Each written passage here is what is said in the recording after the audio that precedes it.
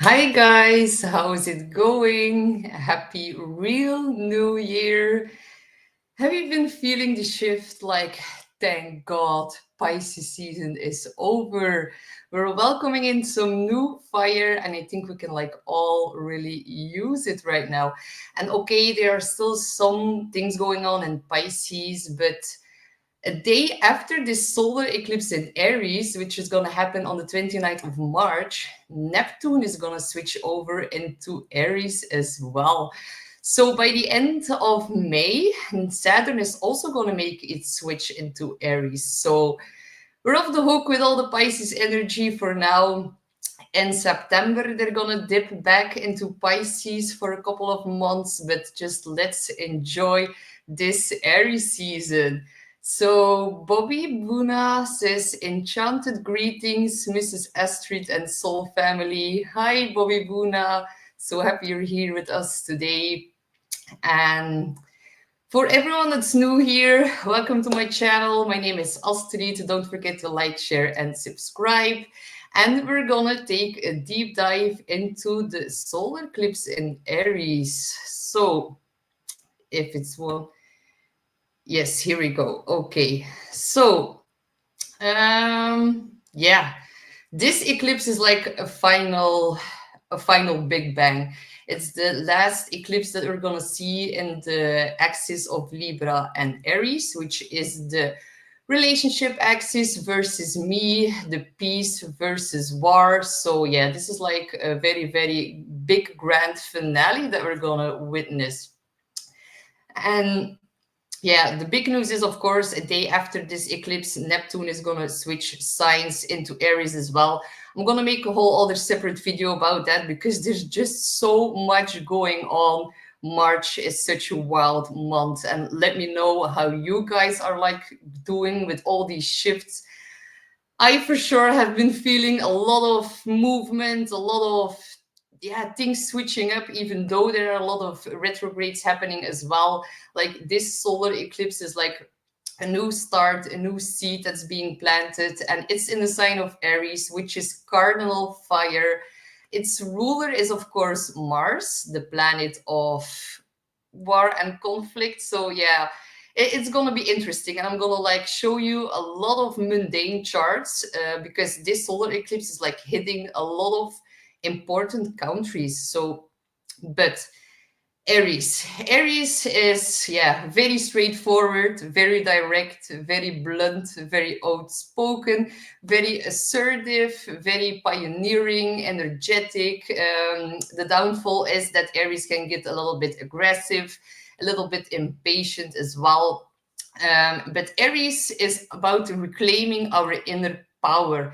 And also, it's about believing in yourself. It's like the warrior archetype. So, the downsides of Aries is that it can get a little bit too direct, a little bit too blunt, a little bit too honest and outspoken. And me as an Aries, I sometimes feel like I'm always the one that needs to like call out other people's bullshit. And like sometimes, yeah, or a lot of times people don't really appreciate that. But Aries, in the end, they don't really like care about what other people's opinions are about them, and sometimes that can feel a little bit, people can feel a little bit intimidated or threatened by that, and that is like the energy that we're now all gonna take partake in. So yeah, it's feisty for sure. And the ram, it also represents male fertility. It's like action, desire, going after things that you want, like not taking no for an answer, and like really just doing what you feel that you need to do, because Aries is about me. It is the first house. It is about the self. So yeah, the solar eclipse, it's like a new moon but on steroids, definitely in the cardinal fire sign of Aries. And a lot of people, they do tend to, yeah, like put in intentions. I actually never set intentions on an eclipse because it can be like a bit too chaotic. So I just wanted to like tell you that as well. And we're gonna start by looking at the path of visibility. And I have like this clip. So here you can see where it's gonna be visible for the world. So it's like in the northern hemisphere. And I also made like a slide so you can see. Yeah, here. Here we have like the geodetic map, and this is like the world map divided into each of the 12 signs. And I've circled in red the Aries area of our world. So if you live in a country that's located inside of the rectangle, you can have like greater effects of this solar eclipse. And I've also listed all the countries and all the cities that are ruled by Aries. So if you live in a city or in a country that is ruled by Aries, the effects of this solar eclipse are going to be much more noteworthy for you. So yeah, it's like you can screenshot it and look at it later if you want. So before we like dive deep into the chart of this eclipse, first I'm gonna like look at a lot of countries, because yeah, this eclipse triggers so many mundane charts, and Aries represents leadership. Aries are like natural born leaders and pioneers, and yeah, actually a bit like the boss, the natural boss. They can get quite bossy, like it's something to keep in mind of, that it's also like a threat that can come up more frequently right now. But that's why I want to look at like different types of countries, because yeah, it's like hitting a lot of important angles for a lot of charts. So and Belgium, of course, I live in Belgium. It's the main seat of Europe, so I wanted to include it for this one, because we can see that this eclipse is going to hit Pluto directly. Like the eclipse is at 9 degrees, and we see in the chart of Belgium that Pluto has an 8 degrees of Aries placement in the second house. It is directly opposite the sun in the 8th house, and there is a Libra sun. And that's something you're going to like notice. And a lot of charts that I'm like about to show you is that there are like immense Libra and Aries placements in all the countries that are like currently in this ongoing conflict. So yeah, it's like a very important eclipse. But for Belgium, it's in the second house, and the second house primarily deals with like national wealth and status. It's also about like the purchasing power of the people. It's about financial stability, national income, the strength of a currency, budget balance, and also like trade and all these things. And because it's gonna like conjunct Pluto. Pluto is the power, the planet of power, chaos, disruption, transformation, intensity. Yeah, it's a rather intense planet. So yeah, because it's like opposite the sun, which is like directly influencing its leadership, it's like indicating like loss of reputation, setbacks for like financial resources. And the 8th house is also about taxes and like big money. Pluto is big money, but also the 8th house, because naturally Pluto belongs to the 8th house. So yeah, very important here what happens for Belgium and for the EU in general. But I'm going to touch more on this when I look at the EU chart. And Crystal says, hey Astrid, cannot stay with you now, but looking forward to listen to you later on. Thanks for your new information. Always very interesting. Thank you so much, Crystal. I'm looking forward to seeing you later. So the next chart that we're going to look at is the one from Canada. So Canada, it's actually interesting because they have like an Aries rising. So Neptune is closely conjunct the rising. So this solar eclipse is going to take place in the 12th house, actually conjunct Neptune. So the 12th house is a natural house of loss, of pain, of sorrow, but it's also a very mystical house. Like the good side of the 12th house is that it's very mystical, very mysterious, very dreamy, very like divine intervention. It's like the mystical realms that we cannot see. So the 12th house also rules like dissolving things. So I think this solar eclipse in the 12th house can for sure create some chaos, but it can also point towards like over the next 6 months, there's like a dissolvement of conflict that like created confusion. And because it's so close conjunct in the rising, it's also about like a whole new way of like identity or like relating for that country. And it's in regards to like leadership and the homeland, because it's like it's going to square exact the Sun-Uranus opposition at the bottom of the chart. So yeah, the 12th house does rule financial losses, mishaps, foreign debts as well, wars and smuggling. So it can be a little bit tricky, and but definitely it is in like regards to the homeland, in regards to leadership, because it's like gonna square the sun exact. So yeah, very important for Canada. And because Mars is like currently traveling in the fourth house of this chart, it's at 22 degrees of Cancer, and Mars is like the dispositor or like the ruler of this eclipse. So with that, having it in the fourth house, it can also be like in the next 6 months, it can come up that Canada has to like defend, like a defensive mode. Having to like defend the nation or defending the homeland can also like come back up again. So important to keep that in mind. And if you live in Canada, just inform me what's happening, because there's so much going on and I don't have like enough time to go over it all. But definitely something in regards to leadership, something that is unpredictable, that's gonna come out of the blue, because it's also gonna square Uranus exact. So very interesting for Canada. The next chart is the one from the EU. So for the EU, it's going to happen very closely conjunct Lilith. And Lilith is the shadow side. It is taboo subject. It is things that we repressed, things that we don't want to look at, because it's, yeah, not that pretty, Lilith, to be honest. Having Lilith and Aries, this is like, when I see it in a natal chart, it like really portrays or like really shows that someone can be like a real troublemaker, or like stirring up some things for the joy of chaos.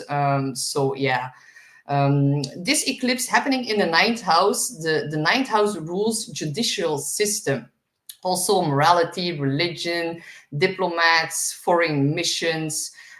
So yeah, if we look closely, the eclipse for the EU is going to be exactly in conjunct the sun in Scorpio. So Scorpio, we know, very intense, very elusive, very fond of manipulation, domination, control. The fact that this eclipse is going to in conjunct the leadership of the EU is like a very big indication of like corrupt practices and like setbacks for like the fortune of the whole EU. Mars in Cancer is currently traveling in the 12th house, another house of loss, as I just mentioned, for Canada as well. So yeah, the EU and all the things that they're deciding and doing, they're like digging their own grave. And if they like go on the offensive, they will like not win. So yeah, that's pretty clear. We know what's going on here. Definitely as well with like Ursula von der Leyen, she wants to like take all of our savings out of the bank, and put it in like military complex, and all these things. And it's just like, it's crazy what's going on here, but I will dive deeper into that when I look at NATO's chart. So the next one is Germany, and Germany like really stood out to me because every eclipse belongs to a certain subtle series. So let's say every 18 years we have an eclipse in the same family. So yeah, this is like a subtle series eclipse that happens right now that is not actually very beneficial. In the past, it has not been very beneficial for Germany. And this one is like conjunct the MC at the top of the chart. So it's conjunct an angle. It's always like when something conjuncts an angle, it's boom, very out there, especially when it's on the MC. Whatever happens is going to be very, very publicly known. It's for the world to see at the top of the chart. So yeah. And they like also have a Mars in the 12th house, just like the EU, because if you look at the EU's chart, they also have a Leo rising, so has Germany. So the 10th house rules executive, parliament, the administration, law and order. So yeah, very important for Germany and all these themes. In the sign of Aries, conflict, aggression, war. Mars also in the 12th house, the house of loss. So yeah, it's like this eclipse is like opposite the sun. Again, we see here like a Libra sun at 9 degrees. We've seen this before. We're going to see it again. It's incredible how many Aries Libra placements that are going to be like affected now during this eclipse. So we know the sun is leadership. we know we see here that it's at the EC. So the EC, that's like the borders of a country. So yeah, like I already mentioned, like for every subtle series which like produce the same eclipse in the same family every 18 years, for each of these saddle series, Germany gets into some kind of conflict. We've seen it in the past. I'm wondering what's going to happen now. But if we look back to like the last saddle series, which happened in 2007, Germany deployed like aircrafts to Afghanistan. If you look back 18 years ago, then we see in 1989 that the Berlin Wall fell. Then the one before was like Poland accepting the border. The one before that, there was an East German uprising, and the one before that, Hitler like announced rearmament, so rearmament. So yeah, it's like this eclipse for Germany will definitely be about warfare and also be about borders. So if you live in Germany, let me know what's going on for you. It directly affects leadership, your home country, your borders. So yeah, very, very interesting. The next one is NATO. Yeah, it's like for NATO, it's crazy because it's conjunct their Aries stellium. So this eclipse is happening at 9 degrees of Aries, and it's exactly conjunct their Mars in Aries at 10 degrees. So we see a Sun, Venus, Mars, Mercury, all around like the middle degrees of Aries. So yeah, NATO's chart is getting lit up like a Christmas tree. Yeah, it's in the 7th house, the house of open enemies, but also allies. But it's closely conjunct the 8th house cusp, which is the house of crisis and intensity. This like really indicates like significant setbacks for like the NATO countries, and it's going to be about territorial integrity. It's also about resources, can be about mobilizing troops, preparing for conflict. Ursula that wants to take all our savings and put it into defense. And yeah, with this being like the final eclipse in Aries, that's like definitely marking an end to the conflict with Ukraine. It's all like happening during a Venus retrograde as well. So Venus rules union.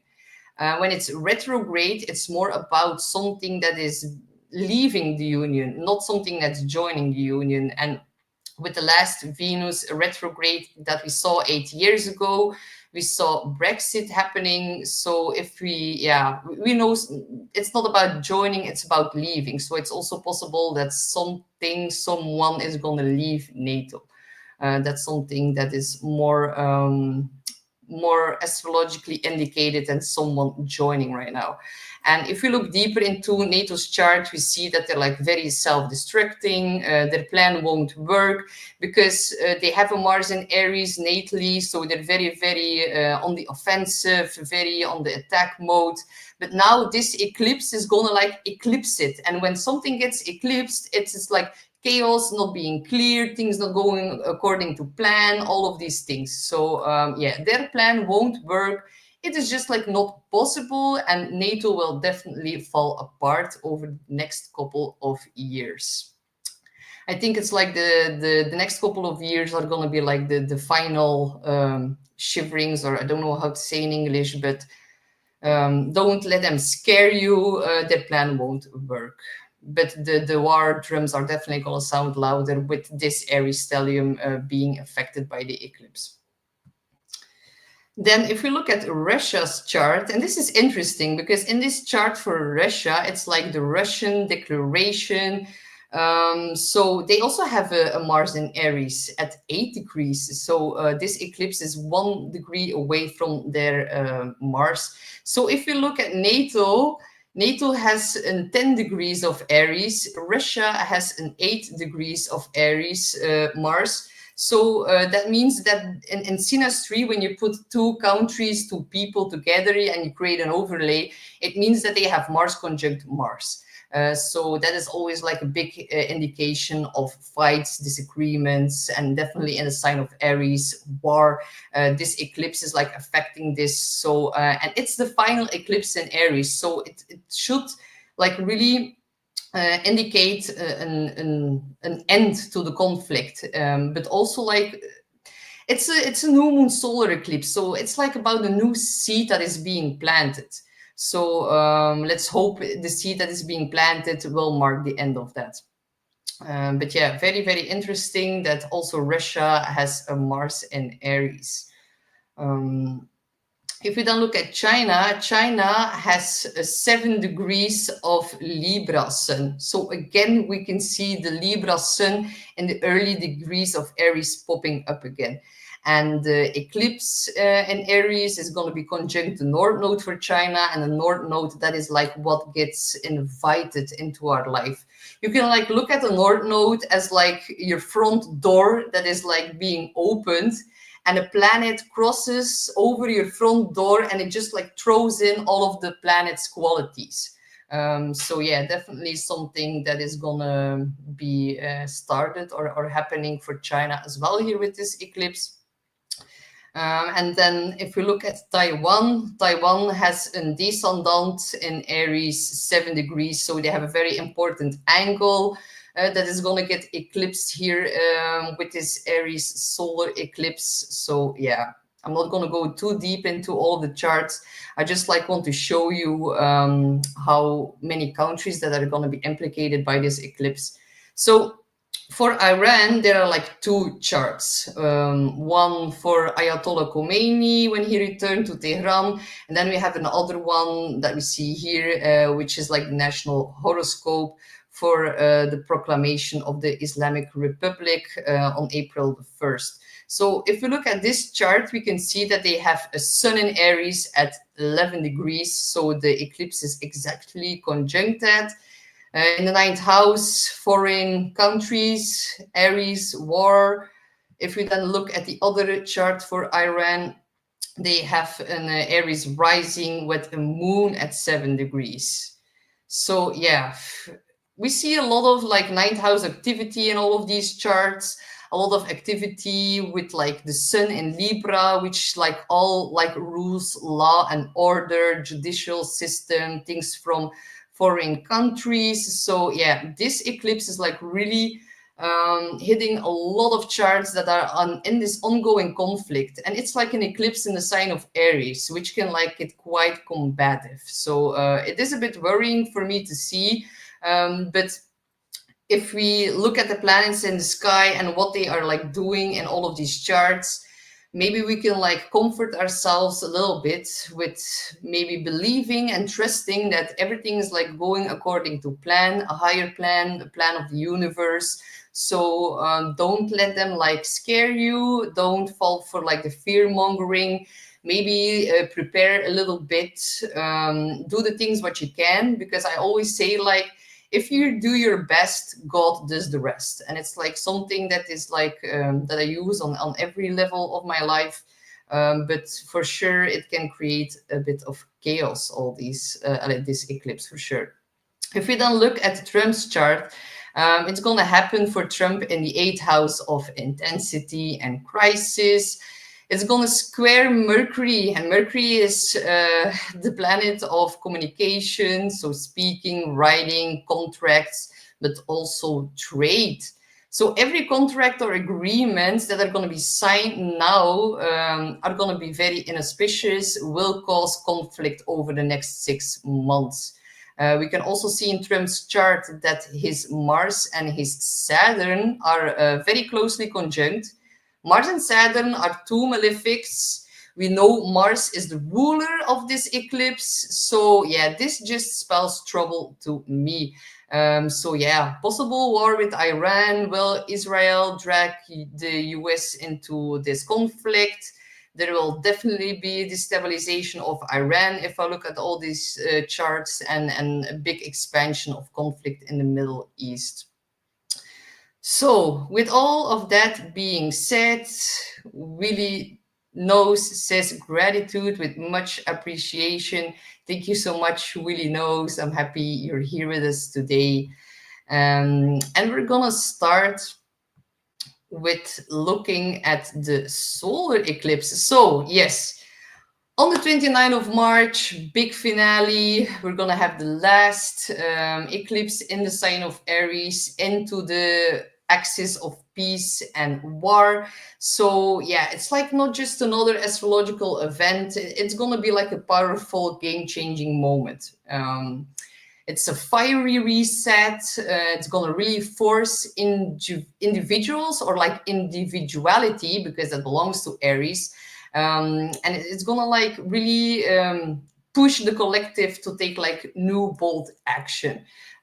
So yeah, it's a very big transformation for especially for the cardinal signs, and it's something that has been unfolding over the last 2 years since the eclipse cycle began. So know that this is not just a new moon, it is like a new moon on steroids. It's very supercharged by like the eclipse energy, and now the universe is like handing out opportunities for like a fresh start. But with that being in the intensity of Aries, some people can feel a little bit agitated, a bit more combative than usual. Irritation can come up quicker than we're used to. So yeah, it's like Aries is known for its warrior spirit, also for like its impulsiveness, and it's very, very pioneering. It just like doesn't care. It just like does what it wants. So yeah, sudden shifts, personal revelations. There can be moments of clarity, but that's only gonna like happen when Mercury and Venus are gonna switch back direct. So we're gonna need to wait a little bit longer. But yeah, this is gonna like this energy is gonna push people towards like more independence, more courage, and like really breaking free from these outdated patterns that we're like feeling stuck in, or that we might feel a little bit scared to break out of. Aries is like very fearless, and they like just go out and they just like, if they don't like it, they just like pack their bags and they're gone. And if it's by themselves, they don't care. So just know that it can be a little bit challenging because Mercury and Venus are still retrograde. Yeah, it's actually more reflective, and maybe we need to first think more about how can we be more independent before we like rush out and burn bridges and use fire to like disrupt. No, use fire to like really empower you. That is like a very big yeah, energy of this eclipse. Don't just go out and do things because Mercury and Venus are still retrograde. It's pushing us more to think before we act, and if we act, that we're like completely sure and can do it with a lot of courage. So yeah, the dispositor of this eclipse is Mars, and it's in Cancer. Maybe I'm gonna switch to the chart so you can follow along. Here we go. So yeah, Mars is in Cancer, adding like this layer of emotional intensity. It's also about defensive protection and also home-related themes. And in mundane astrology, it is about defending the homeland or the nation. So yeah, Mars in Cancer can get quite defensive, and it's like this eclipse is like the final push for like this Mars to really go out of Cancer and switch into Leo soon. And I think it's going to be a very welcoming switch. Mars has been in Cancer for such an incredible long time with its retrograde, and I think we will all feel quite relieved when it's going to switch into the fire sign of Leo soon. So yeah, this really like all indicates like a time of like major personal and collective realignment. Like the Mars retrograde that is like finalizing or like wrapping up, leaving its retrograde sign. It's going to be a welcoming relief. And I'm going to look a bit now at, yeah, where did it started? 2023, the eclipse cycle in Aries and Libra started, and eclipses, they always come in pairs. And now this is like the final one, so it's like a cosmic bookend. It's gonna like trigger a significant new beginning, especially if you're like a cardinal sign. And this eclipse follows the lunar eclipse in Virgo that we just had. And that really brought like emotional closure, deep introspection. The Virgo eclipse was a full moon, signified like a major ending, and really like clearing the way for like this fiery Aries reset. Very, very welcoming new energy. So yeah, something must be wrapped up before like a new chapter can begin. And we're like now middle into the eclipse portal between two eclipses. That can be a time where things are like unsure or unclear. And this eclipse in Aries is gonna like push us to make like this bold new beginning. So yeah, in my last video about like the lunar eclipse in Virgo, I talked about Neptune being at its 29 critical degree. I warned for public health being at risk. I talked about toxins, pollutants, about issues with contaminated water. And unfortunately, we saw like a big collision at sea between two ships, causing like massive pollution here in the North Sea. And here in Belgium, in Bruges, like 15 minutes from where I live, there was like a very huge fire causing like massive pollutions as well.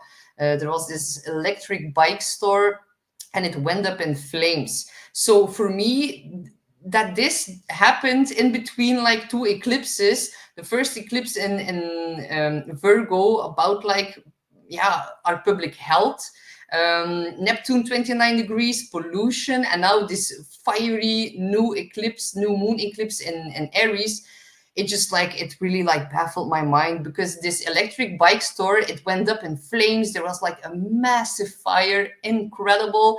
And it spread a lot of asbestos. So streets were closed off. Every car got rinsed by the fire department. Some schools even remained closed because they had to like remove all of the dust from the playground, and they didn't know it was going to be safe for the kids to come to school. I was like in the middle of that area. It looked like an absolute war zone, and I kind of like knew things were going to be possible with this energy, but I really didn't think it would happen so close by, to be honest. And I heard other very spectacular stories of what went on during the eclipse in Virgo, and if something happened for you or something stood out, let me know in the comments below. I really love hearing from you guys and what all these eclipses and energy like really trigger for you personally, but also what's like happening in your neighborhood. So yeah, for this solar eclipse in Aries, I think we will see a lot of issues with fire. Aries is cardinal fire, being at the 9 degree. 9 degree is like a Sagittarius degree, and it expands things. It makes things global. So be a bit extra cautious with fire during these days. And if you like charge something, don't do it at night. We also know with Mars in Cancer, Cancer rules the kitchen. So be extra mindful with fire in your kitchen. Just better to be safe than to be sorry.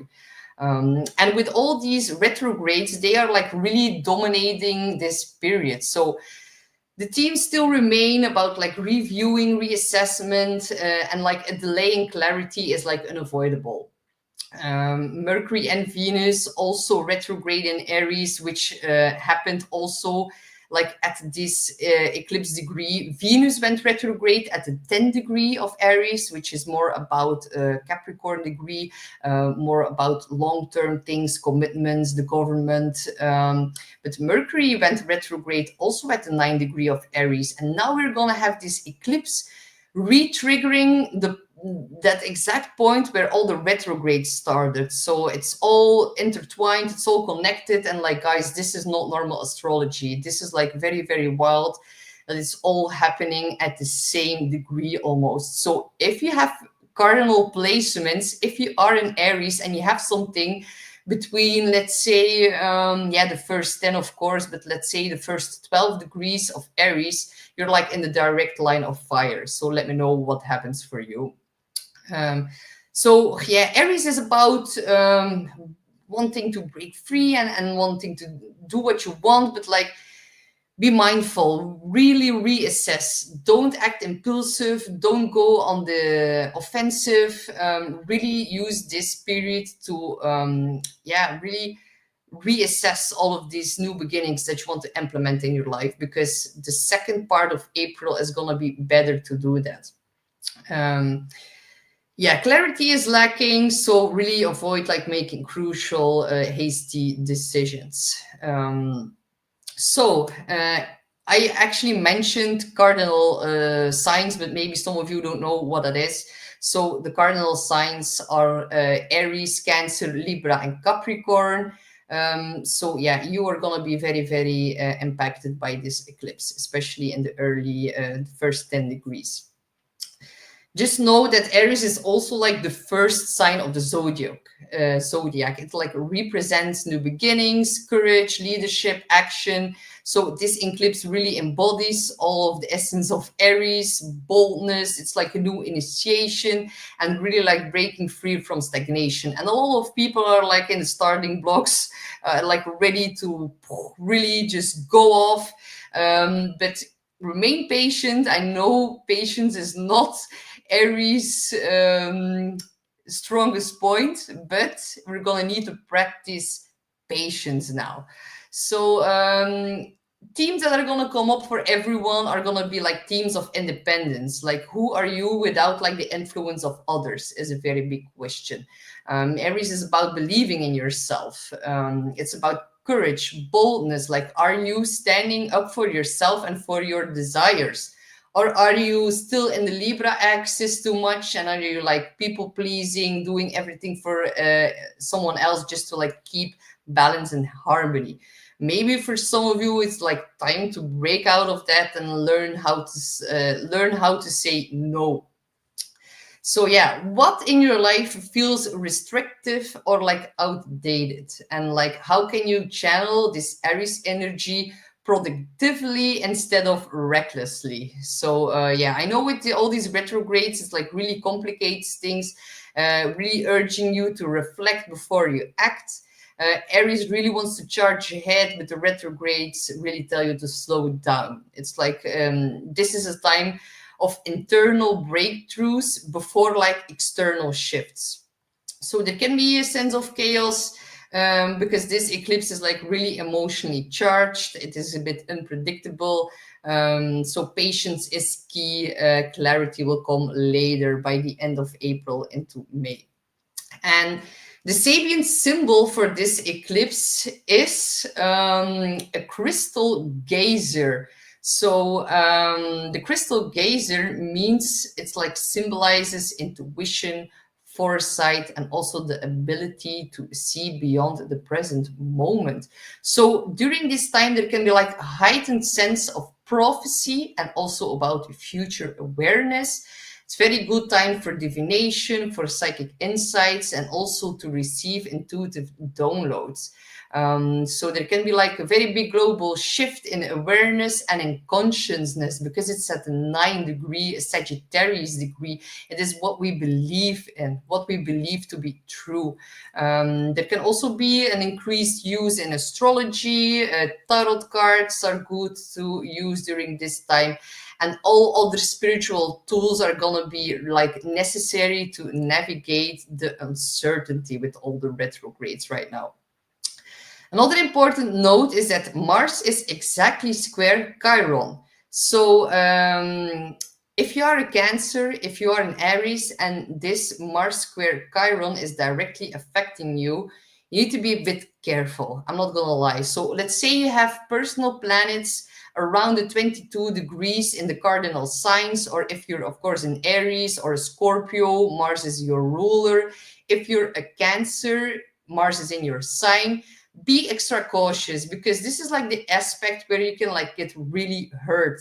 It can be by fire, by cutting, by bruising, by aggression from others, by taking too big risks and acting too impulsive during this time. Or maybe you will need to like defend yourself from others' behavior during this time. For example, yesterday I went to the supermarket I am an Aries, so I got attacked at the supermarket by like a drunk guy. Neptune 29 degrees. The drinks are like wildly out of control lately. I don't know if you have like noticed that. But luckily it's Aries season. I'm quite capable for like standing up for myself. But I just like want to give you guys a little bit of a warning that there's like a lot of reckless energy in the skies right now. So just be cautious. The positive thing of this Mars in Cancer squaring Chiron in Aries is like visions, dreams, intuitive messages, maybe more emotionally intense. And some people are gonna like even predict events before they unfold. So that is also something to be mindful about.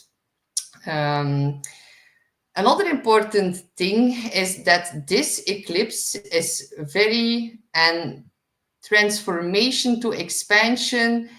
Says, oh my God, I completely felt that this weekend. Yeah, exactly. Like the vibes are so strong, right? It's like people are acting so out of control. It's like very, very strange. I've noticed it on the road. I've noticed it in the supermarket. Even actually 1 street away from my house, there was like a very, very big fire, and like all the streets were closed off. There was like the fire department, the hospital, police, yeah, like a whole house just burned up in flames. And I was like, whoa, I've like never saw that happening in my so close by my house. So yeah, a lot of unexpected things in regards to fire as well. So this solar eclipse is having a very, very big connection to the eclipse in Libra that we had in October of 2024. So the solar eclipse in Libra was about relationships, partnerships, about diplomacy, about law and order, the judicial system, and 10 degrees of Libra is about our responsibilities, our commitments, like our long-term commitments in our relationships. 10 degrees is also the government. And the eclipse in Libra was conjunct Black Moon Lilith. So she rules over our shadow side, taboo subjects, chaos, rebelliousness. So this Aries eclipse is like the polar opposite. It's like shifting the focus from we, Libra, to me, Aries. So the past 6 months have been about like understanding relationships. And now it's time to like redefine our independence within relationships. So I do expect a lot of relationship separations, especially with this Venus retrograde that is accompanied in the sign of Aries. There are going to be realignments and also like shifts in power dynamics. And this eclipse is about like reclaiming personal power, even if it comes at a cost. So even if two people are married and they have like they have joint finances, some people are going to be, well, now I'm like totally fed up, and even if it's going to cost me something, I'm like going to take my bag and I'm going to leave. So yeah, we're going to see reoccurring themes of like independence and codependency, and it can like really create these clashes in relationships. So final separations will occur during the full moon in Libra that we're going to see happening on the 12th of April. So this 6-month story is like now reaching some sort of conclusion, and it's like really wrapping up the Aries Libra axis in which like these eclipses fell over the last 2 years. So yeah, if you do notice people in your surroundings, people that are having issues with like wanting to have more personal freedom, or people who are like starting, some people really need to like stand up more for themselves in regards to their partner. It can be their business partner as well, and that's gonna be like a very noticeable theme around you. So if you're aware of that, you can like navigate it in a much easier way, and also do it with love. It's like Aries can be very, very out there, and like you don't need to like burn all your bridges. Like reclaiming your warrior spirit and reclaiming your inner authority can be done in a very, very sweet, loving way. Please don't fight, because if you're going to get into some sort of conflict now with all this Aries energy, it can get quite nasty. So try to still be present and still be like kind, even if you need to stand up for yourself. So yeah, Mars at 22 degrees of Cancer. So 22 degrees is a Capricorn degree. It's also the degree to kill or to be killed. So that's something to keep in mind of. 22 degree of Capricorn is also, it's opposite 22 degree of Capricorn. I'm running ahead of myself. And that is also so typical Aries. Saying, speaking, then thinking, going ahead of yourself, wanting to be the first, too fast is so typical for what's happening right now and with the energy. So Mars is at 22 degrees of Cancer. It is the exact opposite of 22 degrees of Capricorn. So let's not forget that that is the point where Saturn and Pluto met in 2020 that kicked off the whole pandemic. So 22 Capricorn is about military, homeland, responsibility, the government, structural, or like set borders. So yeah, it's like making an aspect with that. So yeah, this eclipse is a very strong emotional charge. Cancer is very protective, very home focused. So there's going to be, again, this increased focus on family and especially the security of your family, or like a lot of home related decisions. A lot of people will, and hopefully it won't be one of you, but some people will be like, oh my God, my city doesn't feel safe anymore. Maybe it's best that I pack my bags and leave. That is also something that is like intertwined with this energy right now. There can also be like a need to emotionally defend your personal space, like I had in the night shop when some drunk guy came up to me. I needed to defend my personal space. And it can also be about like emotional wounds from the past that are resurfacing for healing in regards to your family. And with this new seed, with this new solar eclipse, that can like really bloom and blossom and heal as well. So even if some uncomfortable things come up, even if some conflicts reappear in your family that has been going on for quite some months with this Mars retrograde in Cancer, just know that now is the time to plant this new seed and to wrap these fights up. It's gonna keep happening to you if you don't learn how to stand up for yourself in a nice way. Aries is inner power, personal accountability, doing things for yourself.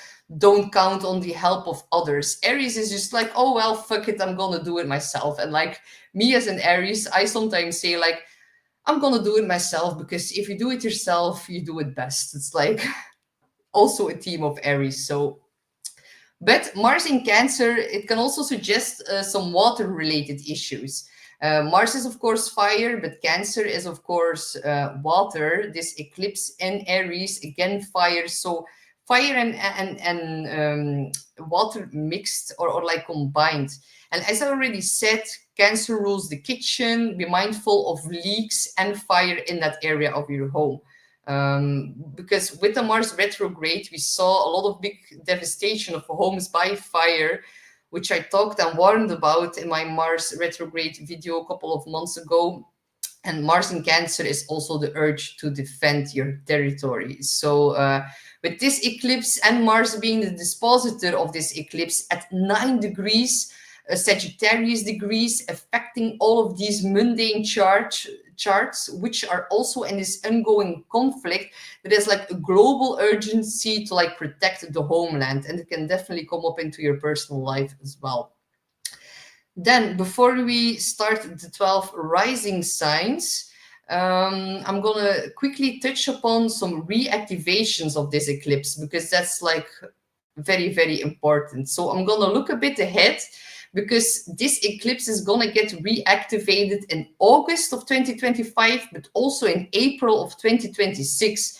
And I know most astrologers only talk about current stage of events, but I want to like show you or teach you how all of these dots, how to connect them and like in the future. So yeah, because eclipses, they are like not one-time events. They ripple through time. So these effects and this eclipse and its effects, it's like gonna unfold over the next months and also years. And whenever key transits reactivate the exact degree of the eclipse, it's going to bring back themes and lessons, and also going to show the consequences of what's going to happen now. So the first big one is going to be August. March in August, Mars will reach into or ingress into Libra, and we can clearly see here on screen that there is a kite pattern. So a kite pattern, it is when things go off or when things come crashing down. So when we look at the Mars, it's opposite Saturn and Neptune, which are now both into Aries. And Mars opposite Neptune and Saturn is happening at the world axis point. 0 degrees of Aries and 0 degrees of Libra is the world point axis. And when things happen on those degrees, it marks like an important time for world events. So let's not forget, Mars and Saturn are two malefics. Whenever they touch upon each other, it is like bullshit all the time. So we also know that this synodic cycle, so whenever Mars and Saturn were conjunct on top of each other, then they like sextile, then they square, then they trine, then they opposite. So every time they make a connection, some reappearing pattern is like coming out. So this current synodic cycle between Mars and Saturn is linked with nuclear weapons. We've seen it throughout the last couple of months.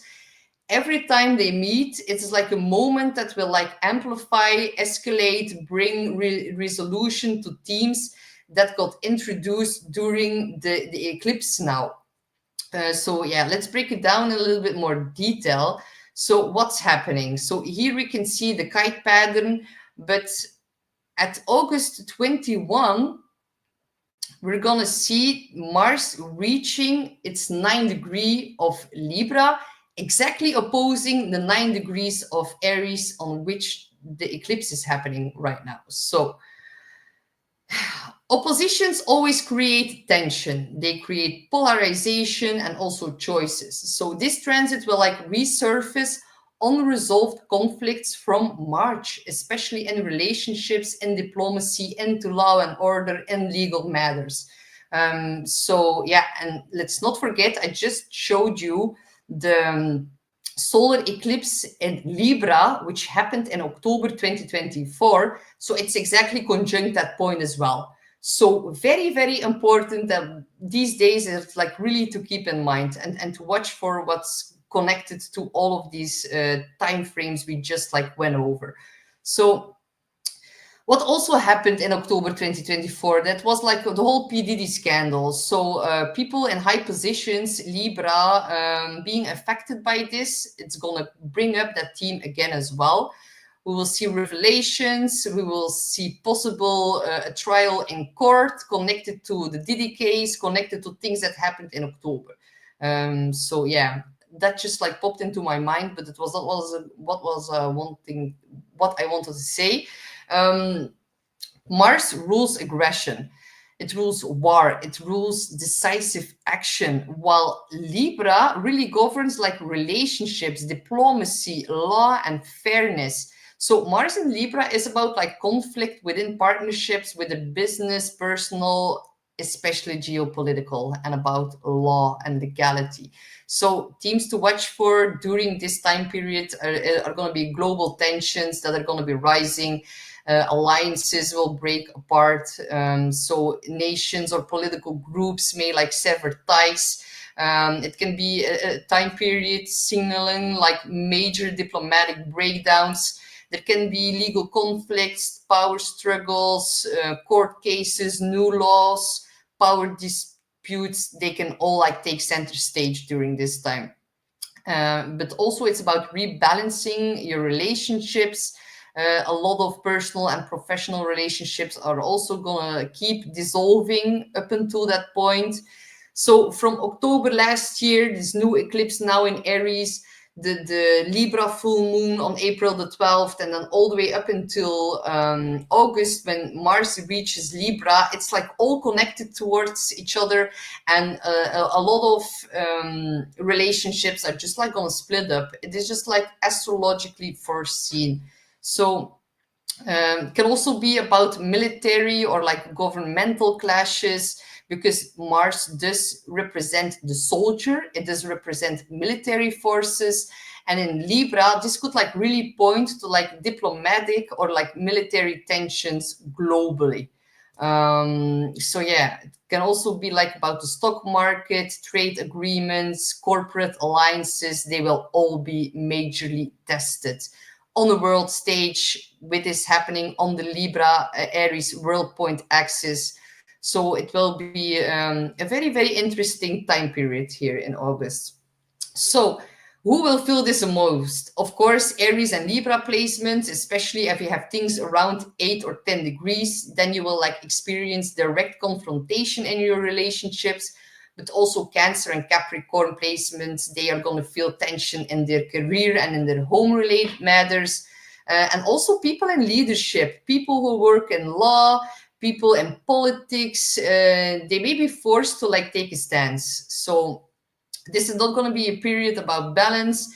It's like going to be about confronting imbalances, and that is also what's going to like getting kicked off right now with this Aries new moon solar eclipse. So with Mars in a sign ruled by Venus, which was retrograde during the eclipse right now, it could mean that in August, unresolved Venusian themes in love, finances, and values will resurface, but in like a much more intense way than we see right now. So, yeah, it's very interesting. What's also going to happen is that in April next year, and I know I'm getting way ahead of myself, but it's so important that you see it. So April next year, what do we see in the chart? We see an Aries stellium, and like it's intense in itself. But just know that Saturn, Mars, Mercury will all come to 9 degrees, the exact point where this solar eclipse is taking place right now. So April 2026 will reactivate all these things that are going to kick off now in a very, very big way. So you can see it like now, all the events that will kick off are going to be like a preparation of what's to come in April 2026. So I know I'm running a little bit ahead, but it's so important to know, because this is like a very rare and powerful planetary alignment, and it will unfold at 9 degrees of Aries, precisely reactivating this eclipse degree. So this is going to mark like a major turning point in leadership, global events, and also our collective consciousness. Saturn, Neptune, Mars, Mercury, they will all be in Aries at this exact same degree. It is like highly unusual, and it is really going to like signal an era-defining moment. So it will also be a new synodic cycle of Mars and Saturn. So very, very important what's going to happen in April 2026. So yeah, a lot of people are asking then what's going to happen. Well, global leadership shifts, because it's in Aries, power struggle, conflict, Aries, government institutions and leaders, they're gonna fall dramatically, and new ones are gonna rise out of nowhere. Young, new leadership, Aries. But let's not forget Saturn in Aries. So Saturn is like our granddaddy. It's like the one who knows how to manage and do things.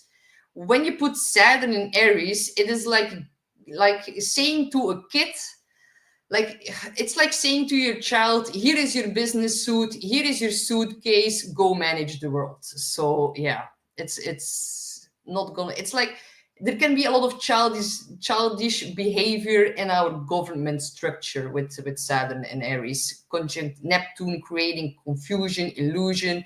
There is going to be a shift towards authoritarianism, also radical independence. There are going to be possible revolutions, uprisings, mass protests against political structure.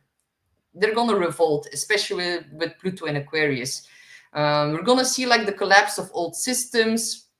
Yeah, Saturn and Aries really like signals the beginning of new leadership structures, but Neptune's presence really suggests like some of these changes may be based on deception, on idealism, or on false hope.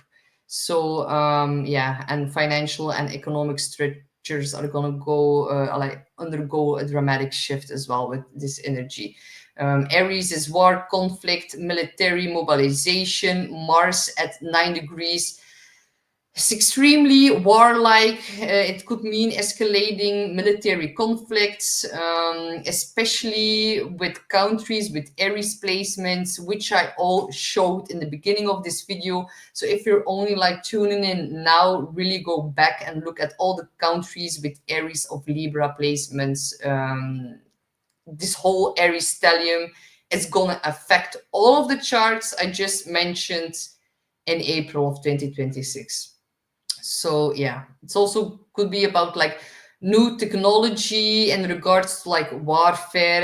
It's also going to be connected to AI driven warfare that could like emerge during that time as well. But it's also like the positive part is that Neptune does bring spiritual awakening. It's about disillusionment. It's about revelations as well. So people are gonna lose faith into the old systems. They're gonna seek out. They're gonna actively, independently seek out new leaders, or gonna like shift something in the belief system. So maybe something bad needs to happen for the moment to wake up to like actively seek out new leadership that is going to be more positive in the end. So a lot of movements based on like truth seeking or like revolutionary ideals will also gain momentum with Neptune and Saturn and all these things together in Aries. And it's also gonna bring like breakthroughs in space, travel, military technology, AI, and that is gonna like really be a push to shift the focus more on self-sufficiency, on pioneering, and like breaking away from the old structures and the old systems. So yeah, I know it's like a lot, but yeah, I think April 2026, the reactivation of this eclipse, it's gonna like set the stage for a new world order. And yeah, in February 2026, things will become clear about what I'm trying to say here, because then we will see the first big conjunction between Saturn and Neptune, and that will like reshape global dynamics all the way until 2050. 2050. So yeah, it's going to be the birth of like new nations, new alliances, new government structures. It's going to be decentralization versus control. Some governments are going to push for more centralized powers, while some individuals will fight for more personal freedom.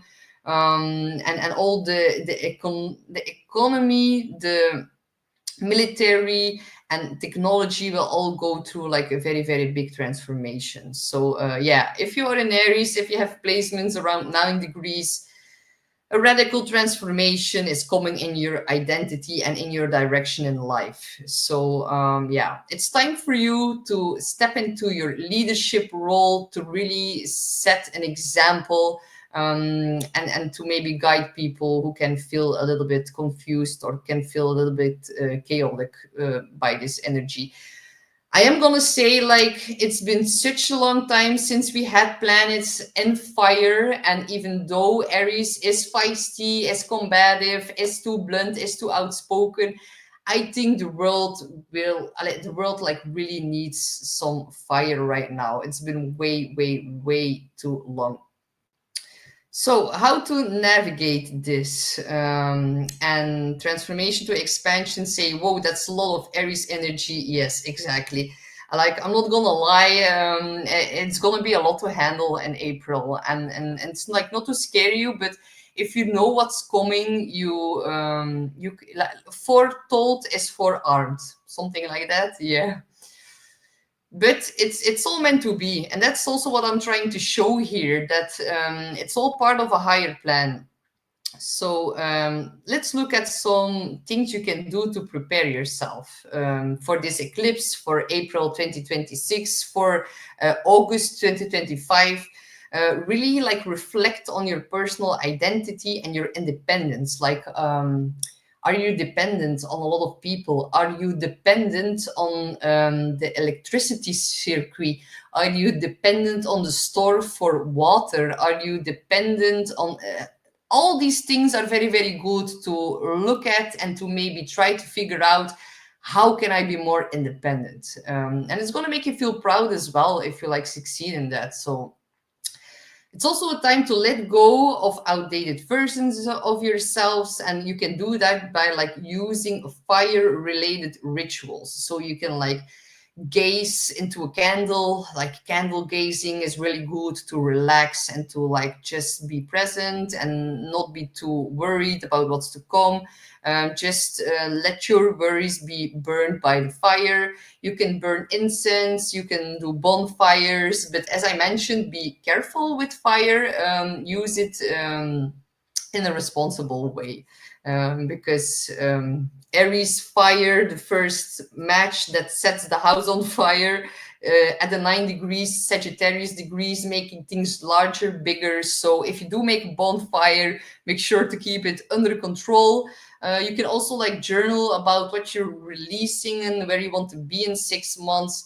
And the best thing to do with Aries energy is to engage in physical activity, exercise, movement. Really find a healthy outlet to process like this Aries fiery energy.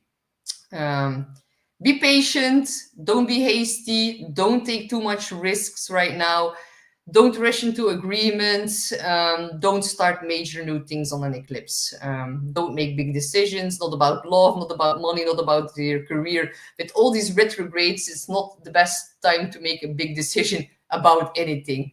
So yeah, buckle up, guys. Aries fire is like ready to ignite some big transformation. But on a personal level, I think we will be happy about where things are going. We need a bit more fire, even though our world leaders can be too feisty at this time. So don't let the feistiness of our global dynamics disturb your inner peace. Be an Aries and just think like, fuck off with all your bullshit. I'm gonna do what I like best. So um, let's start the 12 signs. So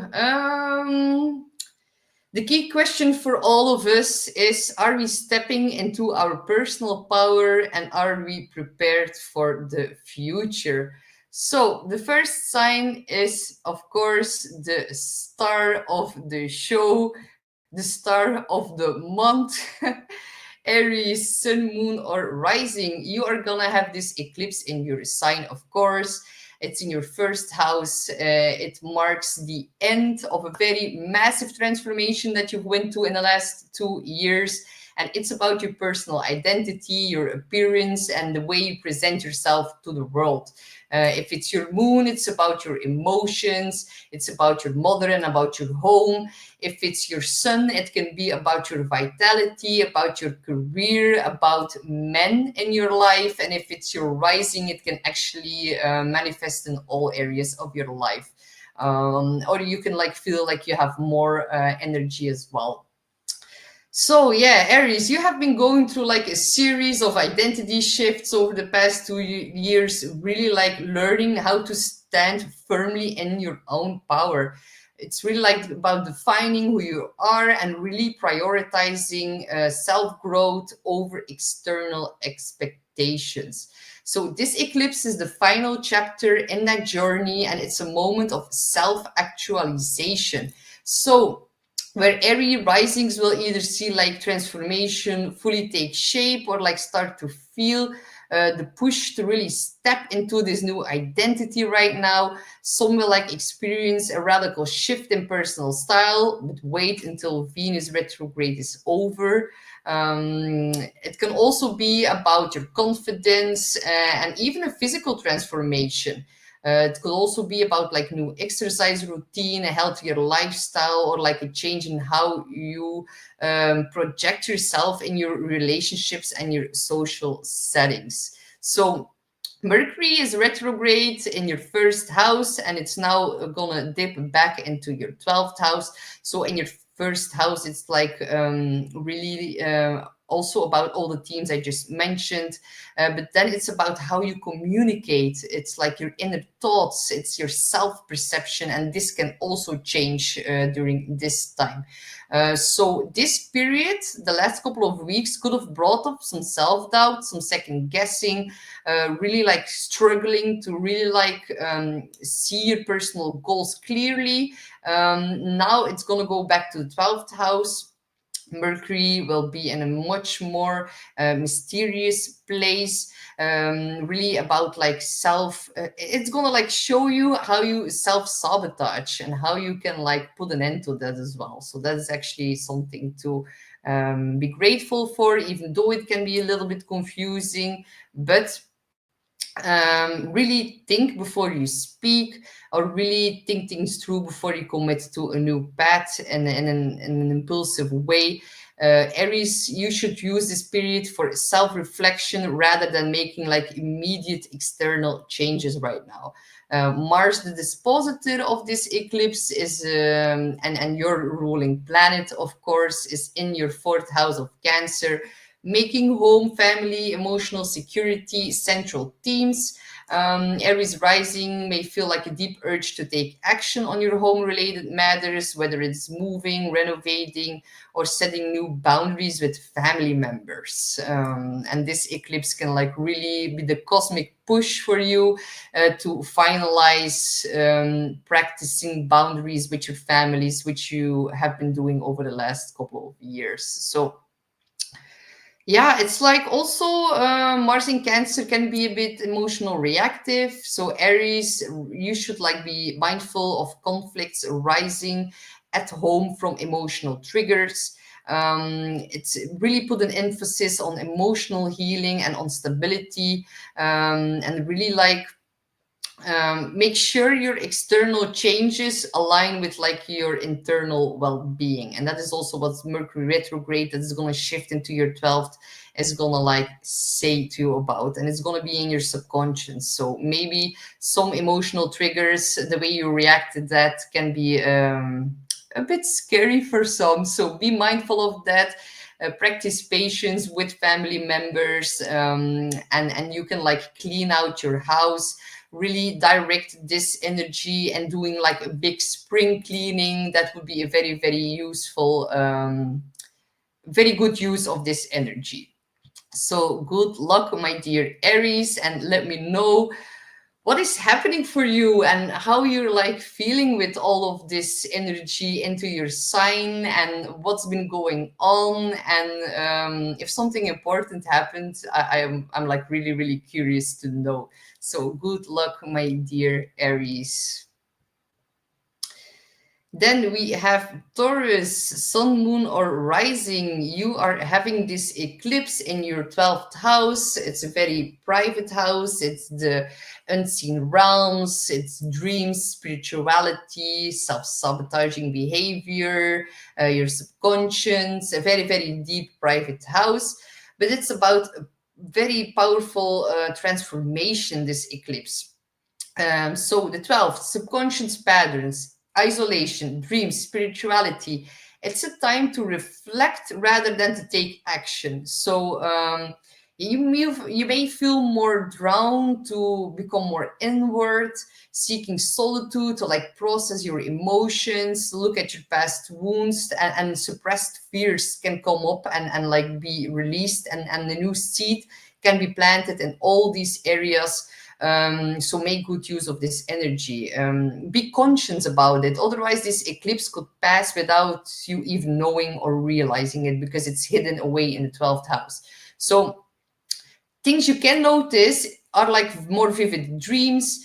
It can also be about spiritual realizations or like subconscious breakthroughs that like really reshape your inner world. So Taurus, for you, it's like perfect to start a new meditation practice, go on a healing retreat, take time away from like social obligations if you can, and that's going to help you to like recalibrate your energy, and it's going to help to channel this feisty Aries eclipse into your 12th house. So Mercury has been going retrograde in your 12th house, really urging you to like re-examine your subconscious fears and all your hidden patterns. Your thoughts might have felt a bit scattered or overactive, a bit unclear as well, and that could have led to like self-doubt or like some internal frustration, but it's like really it's like a cosmic nudge for you to look at your unresolved emotional wounds, and all these things from the past that can resurface, can really mark a final ending right now, because now it's going to jump into your 11th house. So you just like processed and released a lot of old baggage, and communication might have felt a little bit more difficult, especially when you like try to like express complex emotions over the last few weeks. It can also be about fears, but it's like a very good time for journaling, for therapy, spiritual exploration. Not ideal for making big life decisions, because the 12th house is the house of endings and things that are getting released, even though it's a new moon solar eclipse. So it's good to release some bad habits which are part of the 12th house, and install some new habits that are like beneficial to your health and well-being, and especially your mental health, because it's all happening in the 12th house. Mercury will now jump into your 11th house, so all these subconscious things that are gonna pop up, that is now gonna like be a little bit less disturbing for the subconscious. Now Mercury is gonna switch into your 11th house, and the 11th house are your social interactions. It is your networks, it is your friend group, so you can bump into a lot of friends from the past, and maybe you will talk to people about spiritual things, or like talk to your friends about some new spiritual practices that you can maybe do together. That will be like a very, very good use of this energy. Then Mars is in your 3rd house. It's the dispositor of this eclipse. So it's like really amplifying the communication energy, and it's supercharged with like emotional intensity. So if you have siblings, Taurus risings, there can be like more confrontations with your siblings, also with your neighbors, maybe with your colleagues. Maybe some small disagreements could escalate during this time, because there are so much heightened emotions going on. So impulsive or reactive speech could also like cause misunderstandings with Mercury retrograde from your 12th to your 11th, and it's especially in group settings as well. So make good use of this feisty energy. It's very good for writing, for learning, and really channel your emotions into like a creative expression. But also like be a little bit mindful about letting your frustration dictate your communication. That is going to be important for Taurus. So good luck. Let me know what happens for you. And M says, hi, Taurus here. 12th house is no fun. No, I know 12th house. It is just like beyond your control. You cannot fully grasp it. It's difficult to understand what's going. But if you really like meditate and tap into these energies, or like the things we cannot see, very, very beautiful divine interventions can also happen into the 12th house. So even though if it's not like fully clear, or you like don't get what's going on, the 12th house sometimes it seems worse than it actually is, because it's from the subconscious and all things are getting triggered, and it can like let all the alarm bells go off into your mind.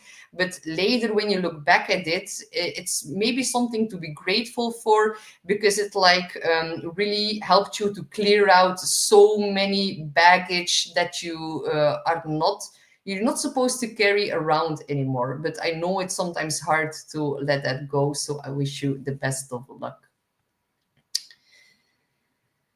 The next sign is Gemini, Sun, Moon, or Rising. You are gonna have this solar eclipse into your 11th house of friendships. So it brings like a very, very powerful transformations in your group settings, in your social networks, but also in your future aspirations, and your goals and dreams are also part of the 11th house. So it governs community, networking, group involvement, and this can be a time when some friendships might be tested, some conflicts with them could pop up, and maybe some new alliances will also emerge from this.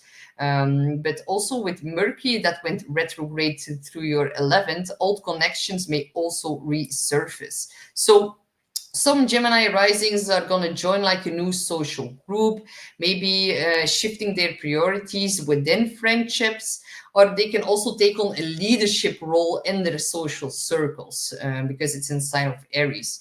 So yeah, expect some unexpected changes in friendship that can occur.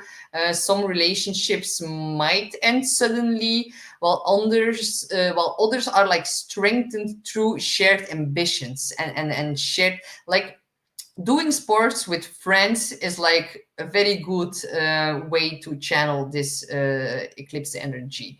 So Mercury retrograde from your 11th to your 10th house is like Gemini risings are like reassessing their relationships and also their social circles. That's why this eclipse now here can like come as a bang. So yeah, maybe you've bumped into old friends, old colleagues, past social groups. Yeah, it's like giving you a chance to really like reevaluate where you belong. And you, Gemini, can be like really the leader in your friend group, and some friends might be a little bit intimidated by that. So, and Mercury retrograde in 11th maybe cause some miscommunication or misunderstanding, a little bit of gossip, or a little bit of social drama. So yeah, best to like reconnect and reflect rather than making like final decisions about friendships and your social commitments. It will like now shift into the 10th house, and it's going to be more about your career in life. So Mars in the 2nd house is emphasizing your self-worth, also your financial matters. It's in the house of money and resources. So Geminis are going to spend more money on socializing, on networking, or maybe you're going to invest in group projects. But be a bit cautious about like impulsive financial decisions right now.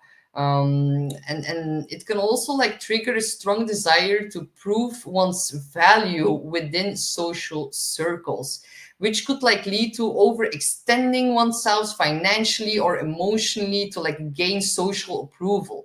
So it's really about finding balance between generosity and self-preservation. That is going to be the key for you, my dear Gemini. So I wish you the best of luck. Then we have Cancer, Sun, Moon, or Rising. You are gonna have this solar eclipse into your 10th house. It can be a very powerful turning point in your career, in your public status, and also in your leadership role, in the role you play out in the world, or how other people see you. It's your reputation as well in a 10th. So it's about your professional growth, about public status, about recognition, and your long-term ambitions. So it's a very, very pivotal moment for your career. There can be shifts, there can be breakthroughs. Maybe some cancers are going to receive a new job offer, maybe a promotion, or a sudden professional opportunity. Maybe some cancers are gonna feel compelled to like pivot towards like a new career path, which can be very beneficial over the next 6 months, especially taking on a more leadership position within your career or within the company that you work, or in your own business. So reclaim your inner authority into the 10th house, into your career. And Mercury has been going retrograde in your 10th house. It has been causing some delays in all the area, in all the themes that I'm mentioning right now, because there's like been a reevaluation and a second guessing in the whole 10th house sector. So there could have been important conversations with bosses, with authority figures, maybe about professional contracts from the past that might resurface. But like, yeah, it could be like, it could have been unclear until now.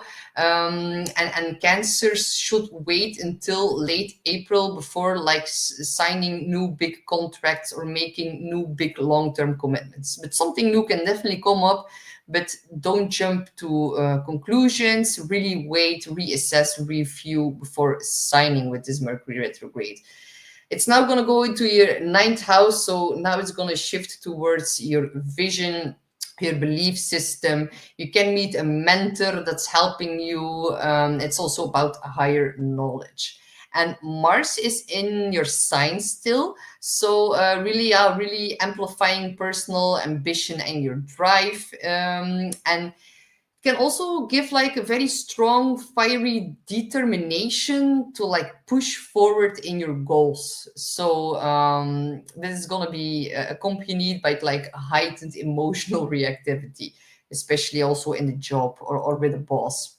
So yeah, if challenges arises, because the 10th house is very publicly known, it's the top of the chart, it's for the world to see, it's in an angular house, so it's gonna have it's of greater importance than for example, if it falls in the 11th or the 9th.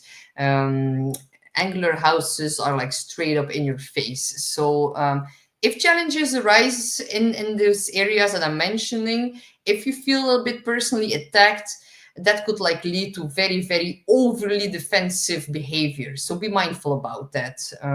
Don't retreat into your shell.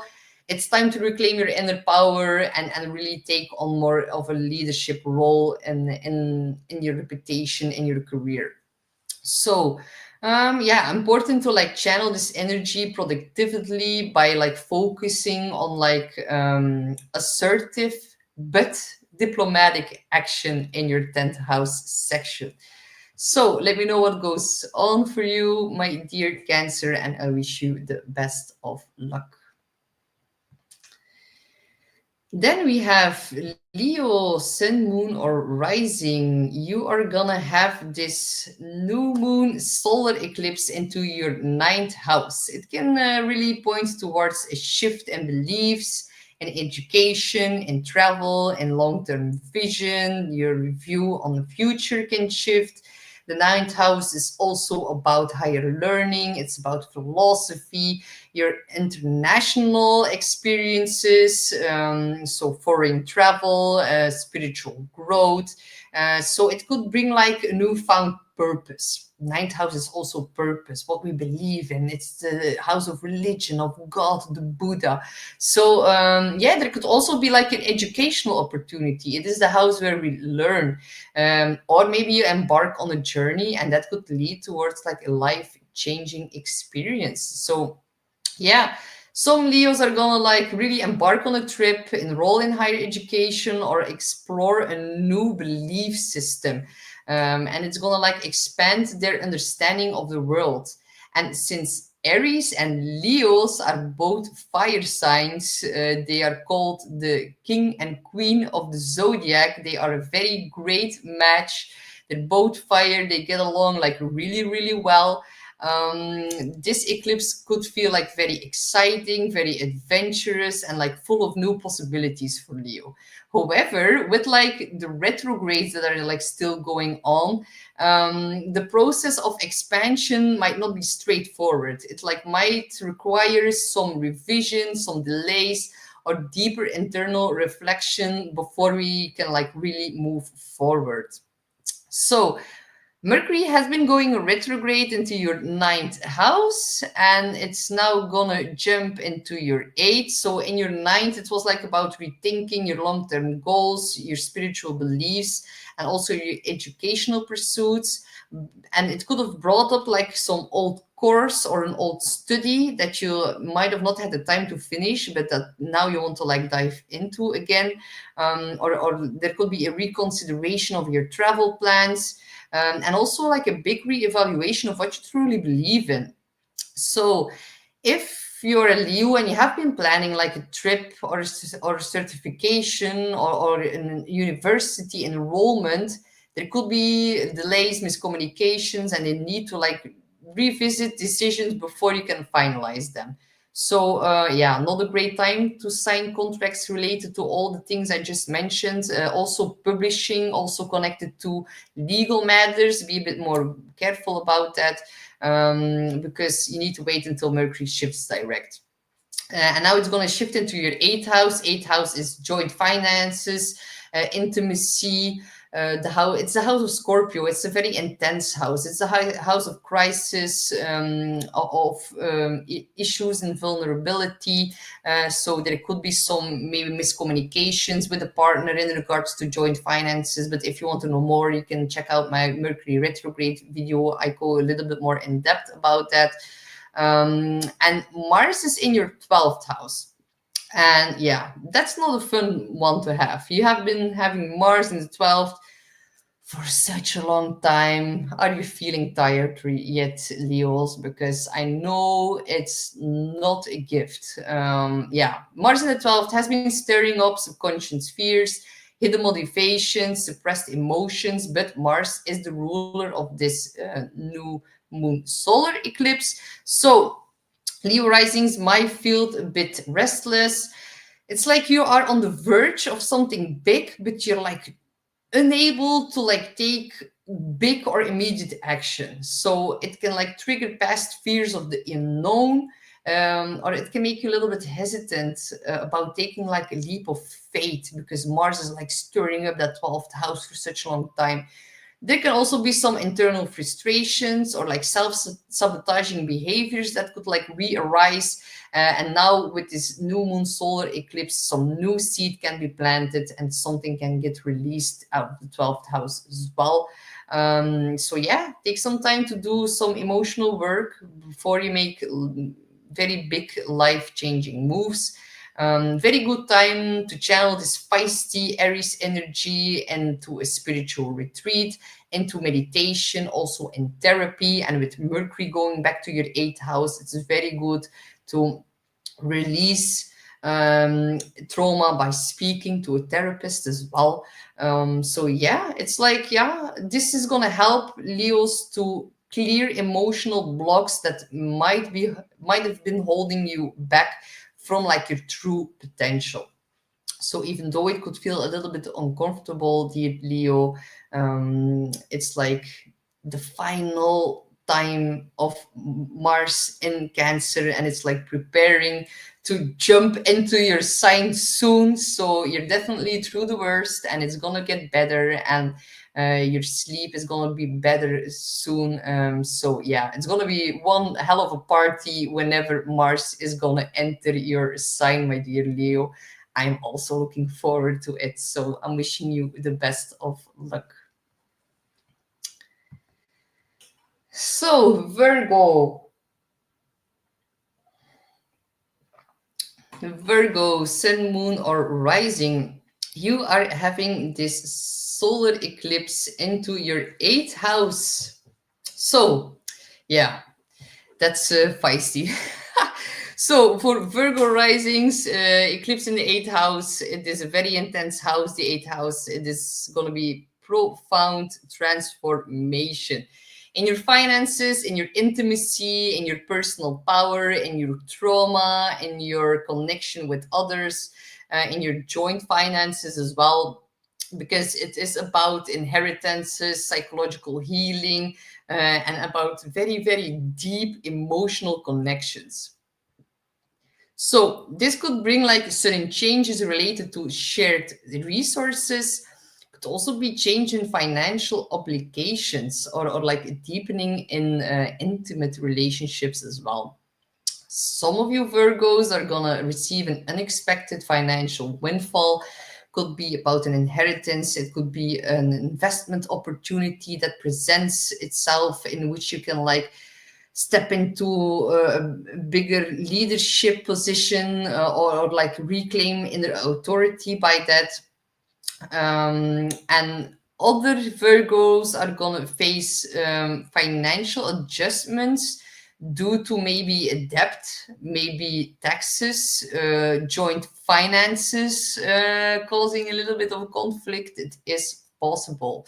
It depends on what aspects it makes in your personal chart. So if you want to know for sure, you can book in a reading, because if it makes trines, it's beautiful. If it squares malefics in your chart, maybe your partner ends up with an unexpected debt. That is possible. So this eclipse brings intense self-discovery, also healing. Scorpio is very, very deep healing, but it's gonna like it's gonna push you to like confront your deepest fears and let go of these old emotional wounds. So very beautiful time to work with a therapist. She can like really go to the depths and like transform long-standing issues so they can be released. So yeah, I know Virgos, this period is gonna require you to trust a bit more. And it's gonna be a big transformation and also a courage. This eclipse is gonna give you or bring you the courage to like face what's been like hidden beneath the surface. And it's not the first time we had this eclipse here. It's the last eclipse in an eclipse set that went on for 2 years. So you already have a good idea about what's been happening here over the past 2 years. Now it's like the grand finale. So yeah. Mercury has been going retrograde through your 8th house. So all these things that I've been mentioning, you already have like a clear idea about what I'm talking, because Venus and Mercury have been starting into your 8th house, have been paving the way, clearing out things for this new seed, this eclipse to like now burst into your 8th house.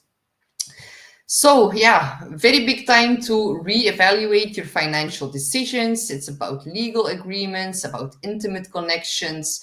Some Virgos are definitely be dealing with inheritance paperwork, paperwork in regards to loans, debt consolidation, financial negotiations. But there are going to be some delays and some revisions taking place in that, or maybe some miscommunications as well.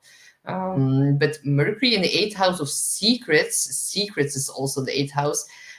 Hidden information may come to light as well. So yeah, it's like some information that was hidden from you that is now gonna be like, yeah, information that now came to light is gonna lead some Virgo to like rethink certain financial commitments, or maybe some emotional entanglements as well. So yeah, some Virgos are going to go through a breakup, a divorce, or a business separation, and the 8th house is then planting a new seed in new joint finances over the next 6 months. So yeah, be careful about like reviewing legal or financial terms before like finalizing anything. And a lot of Virgos are gonna feel mentally preoccupied with like past traumas, psychological fears. So yeah, therapy or deep self-reflection right now is highly beneficial. Um, Now with all these subconscious things, or maybe some secrets that are like popping up, now Mercury is gonna go into your 7th house. So it's now gonna move into your house of partnerships. Yeah, and with all this information, or some hidden things like coming to light, it can cause some issues in relationships. Or maybe you have been doubting about the other person, but now you got to know something, and you can like clear out the miscommunication, and you can like have a new start into your intimacy as well. It all depends on what aspects it makes in your personal chart. That are going to be like the main themes for you. And then Mars is in your 11th house of friendships. So it's like really intensifying group dynamics, friendships, financial collaborations as well.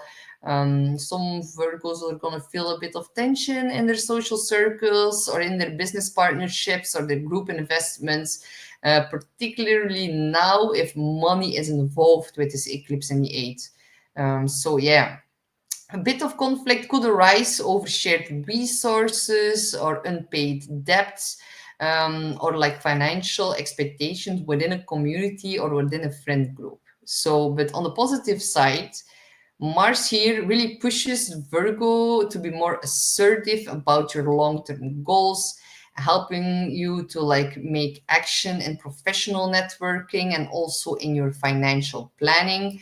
But if emotions really cloud your judgments, you might need to take a step back and really reassess your situations logically before making important decisions, because the 8th house is a house where the subconscious can like dominate, and with all these things getting triggered, like for example, I know for Virgos that is like it can get a bit hot, because when I had an eclipse in my 8th house, I discovered a bite from a tick. So some of you guys know that I have been suffering from Lyme disease in the past. And when I had my first eclipse into the 8th house in Aries as a Virgo rising, I discovered another bite from a tick. So that was like my worst fear getting like triggered, and it was like all hands on deck, and it was like, yeah, it was quite disturbing for me, to be honest, with an eclipse in my 8th house. So even though, but like nothing happened, it was like false alarm, and like all these fears resurfaced for me to like gain more clarity, and the fact that not every bad situation is gonna see like a repetition in life, and it's like a cosmic nudge to like trust, and that not all things are gonna like play out as bad as what happened in the past. So but I know it's like a rather tricky one for Virgos right now. So I do wish you the best. And if some fears pop up, just know that it might be happening in order for you to be able to release them. And there's like a new seed being planted here. So actually very beautiful to dive into occult practices. So if you're interested in that, Virgo, it would be a wise way to channel this hot, feisty Aries energy. And maybe it's not gonna then like manifest in the more fearful area of the 8th house, because the 8th house, whenever something happens there, it's like you go to hell and back. That is like the 8th house. This is a house of Scorpio. So, and with Aries there, it's quite feisty. And because Mars is the ruler of this eclipse, the 11th house, some people, some friends might trigger old trauma as well. Don't be mad at them. Don't start a conflict with them. Be grateful and thank them for helping you to discover some, or to help them like unravel some hidden layers within yourself. So good luck, my dear Virgos, and let me know what's happening for you. I wish you the best of luck. Then we have Libra, Sun, Moon, or Rising. You are gonna have this solar eclipse into your 7th house of partnership, the house of marriage. So yeah, it can be a significant turning point in all kinds of relationships and all kinds of contracts. This eclipse falls into your opposite sign, and the sign of Aries. So yeah, it can be a bit challenging yet transformative. So it's going to force Libra to really reassess how they balance self-identity in their relationships. So the 7th is romantic partners, business collabs, legal agreements. So some Libras will experience new relationship beginnings in that area, while other Libras are going to undergo like necessary endings. So if a relationship has been a bit unstable, it might push you out to a breaking point or like trigger a major discussion about the future. But On the other hand, if you're single, new opportunities could arise during this time. Just be mindful, with Mercury and Venus retrograde, things might not be entirely clear just yet. Mercury has been going retrograde in your seventh house of partnerships. So for Libra, it's definitely a very, very big time to rethink about past relationships, past dynamics. Yeah, exes or like unresolved conflicts may resurface. It's like really forcing you, Libra, to like really address to what hasn't been like fully healed. Because I know, my dear sweet Libra, you are too nice, you are too silent, you just like you shut up to remain harmony, to keep the balance.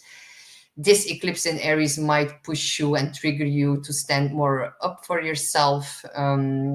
Maybe some partners can act a bit reckless, a bit impatient, and maybe it's time for you to say what irritates you about them. That could be like maybe good to finally do that. Otherwise, it just builds and builds and builds, and no one is gets happy by that. So yeah, so if you do have an opportunity for a new relationship, really wait until Mercury goes direct again to like gain full clarity, because miscommunications, misunderstandings might be a bit more higher than usual. So really patience and honesty will be necessary in conversations as well. It's gonna now switch back to your sixth house of health, work. It's also the house of stress. So if you have been having like too many discussions with business or marriage partners, now that Mercury goes back into your sixth, it could like have an effect on your health. So really important to stand up for yourself, to not get into too big of an argument, because it's gonna like impact your health now with Mercury and Pisces. So yeah, Mars is also in your 10th house and is the dispositor of this eclipse. It's really like been amplifying your career ambitions and also your professional relationships. So some Libras are definitely driven to succeed and to like really prove themselves in the workplace or towards their boss. But it could also like manifest in tensions between like your career and your personal relationships. So there can be some conflicts with bosses, colleagues, or business partners, and it really like pushes you very hard. Yeah, don't neglect yourself. Balance out your work and your relationships. That's going to be key now. Power struggles in both areas might resurface, might come up, and they need to be like addressed carefully. So either way, Libra, we know you are a peacemaker, but with Venus retrograde, it's time for you to like also reassess how you've been looking at love, looking at money, and to make some maybe much needed revisions in that. So I wish you the best of luck, my dear Libra. The next one is Scorpio, Sun, Moon, or Rising. You are going to have this solar eclipse into your sixth house, and it's going to mark a major shift in your health, in your schedule, in your work routine, in your daily habits. The sixth house is about physical well-being. It's about your work, your schedule, your responsibilities. It's maybe also a good time for lifestyle changes. Can be a shift with colleagues at your job. Maybe some adjustments in the routine are going to be necessary. So yeah, some Scorpios are going to have a new job, take on new work responsibilities, and also maybe it's going to make a significant change in how you like manage your time, and also how you like manage your health as well. This eclipse may also like highlight where like burnout, stress, overcommitment is like taking a big toll on you. Maybe it's going to force some Scorpios to set better boundaries in work and health related matters. Mercury has been going retrograde in your sixth house as well, so you probably already have a fair bit of knowledge or idea what I'm talking about.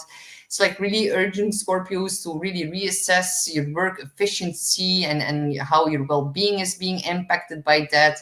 And if you have been overworking or neglecting your health, this retrograde and this eclipse will definitely force a re-evaluation in your priorities.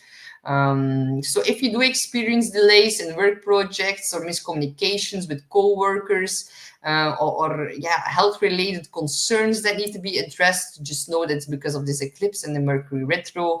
Very good time for revising your routine, but yeah, don't rush into drastic changes.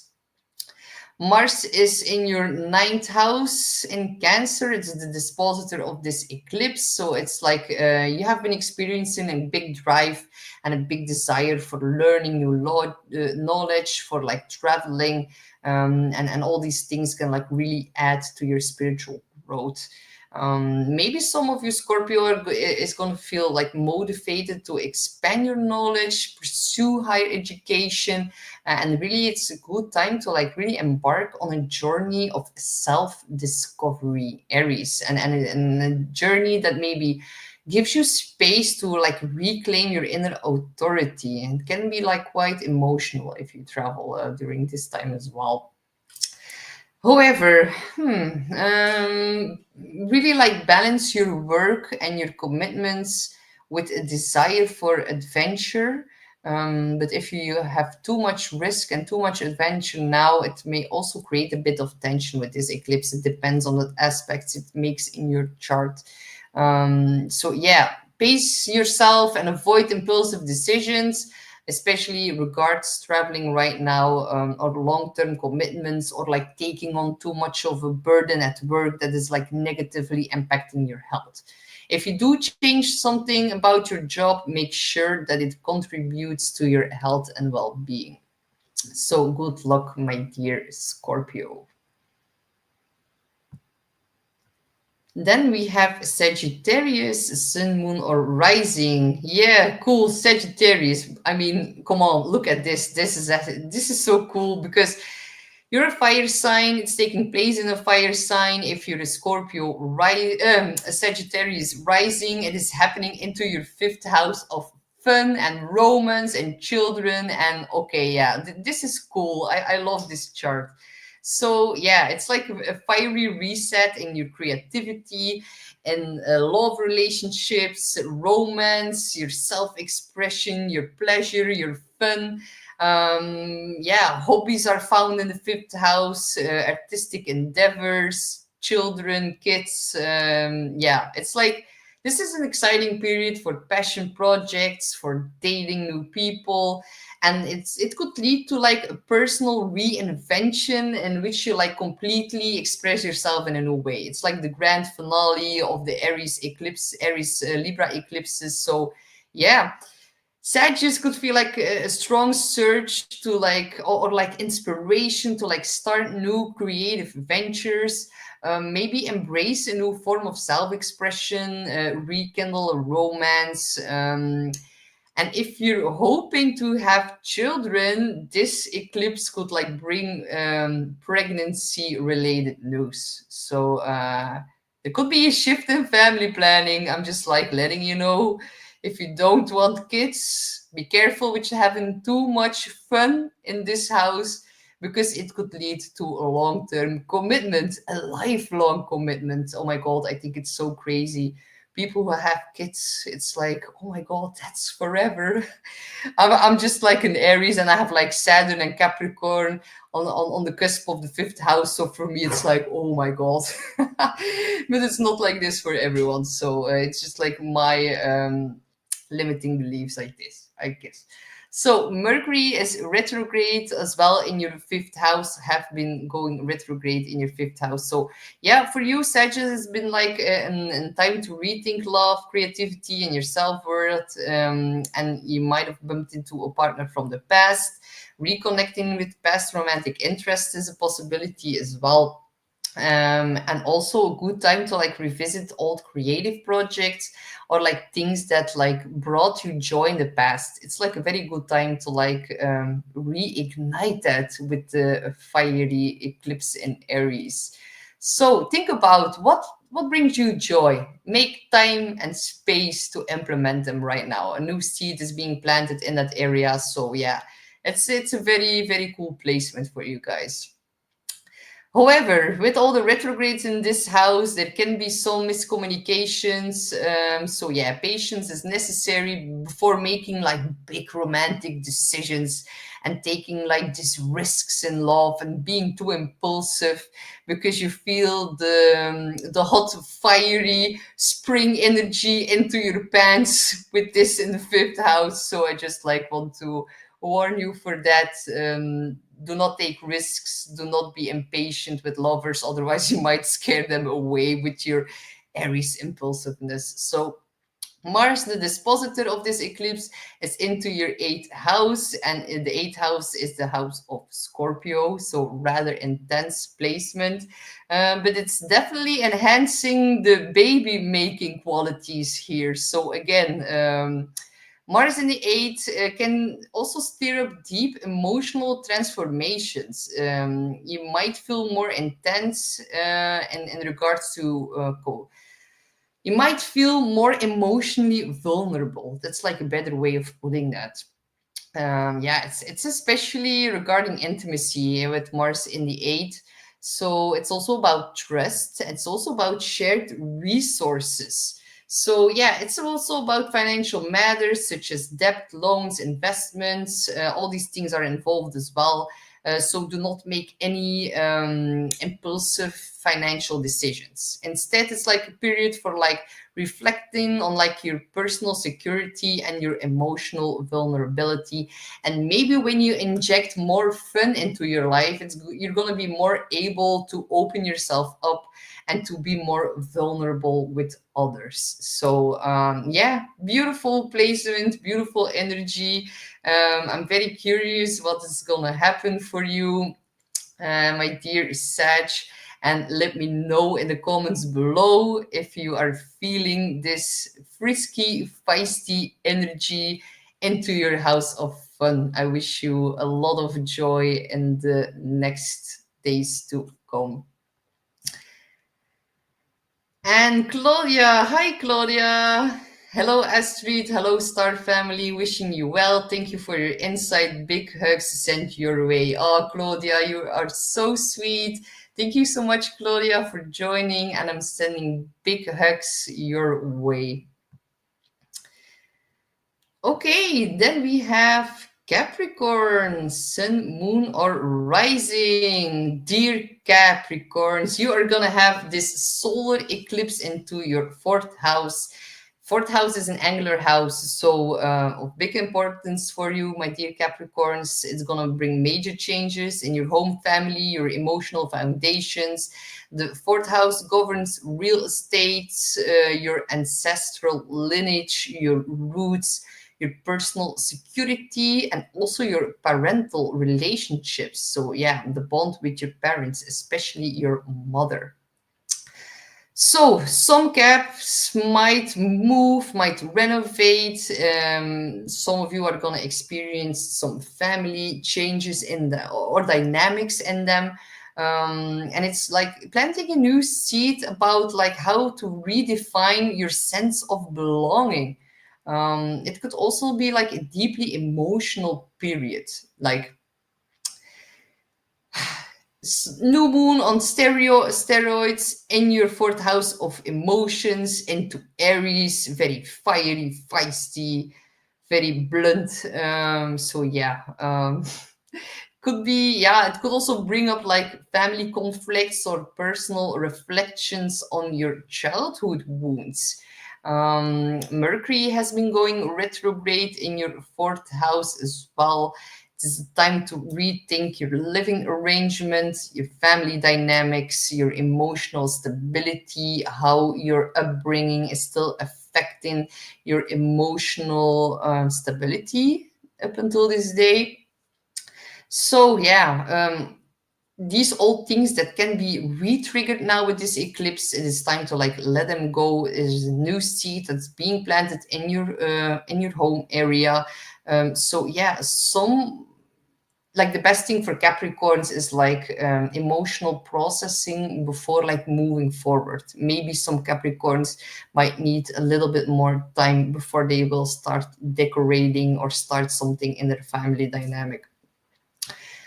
Mars, the dispositor of this eclipse, because it's in Aries, Mars rules Aries, is in your 7th house and it's in Cancer. So yeah, it's like some Capricorns are definitely gonna divorce and are gonna move somewhere else, or your partner is gonna leave you and go moving somewhere else, or someone is gonna move in with you. Can go both ways, but some shift in how you live, in your living arrangements, in regards to partnership, in regards to marriage. The 7th house is definitely gonna come up for you guys. So Mars in the 7th can like really intensify your relationship dynamics. Some are going to experience some relationship conflicts.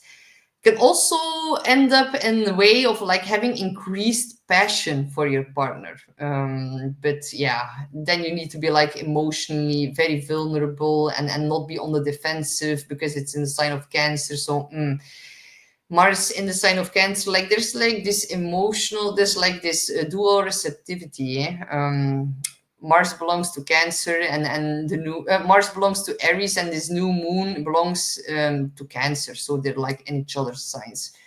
So definitely like enhancing this energy, and I should have said that in the beginning of this video, but well.